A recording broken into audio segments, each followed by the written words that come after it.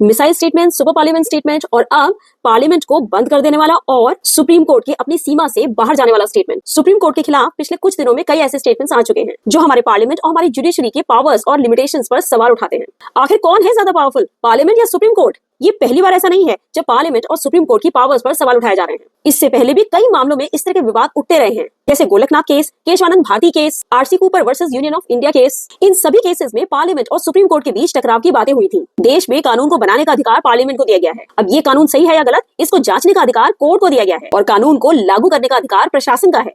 इनमें से कोई भी कम या ज्यादा पावरफुल नहीं है। तीनों की अपनी अलग अलग पावर्स और लिमिटेशंस हैं। पार्लियामेंट और जुडिशरी के बीच में एक बहुत ही बारीक लाइन खींची गई है। दोनों के बीच में बैलेंस को मेंटेन करना ही सबसे इंपॉर्टेंट है। कॉन्स्टिट्यूशन में ये उम्मीद की गई है कि ये तीनों अलग अलग अंग आपस में मिलजुल कर काम करेंगे, बैलेंस मेंटेन करके चलेंगे। केशवानंद भारती केस में कोर्ट ने साफ साफ कहा था कि पार्लियामेंट कानून तो बना सकता है लेकिन कॉन्स्टिट्यूशन का मूल ढांचा चेंज नहीं कर सकता। कॉन्स्टिट्यूशन ही सुप्रीम है, सर्वोच्च है।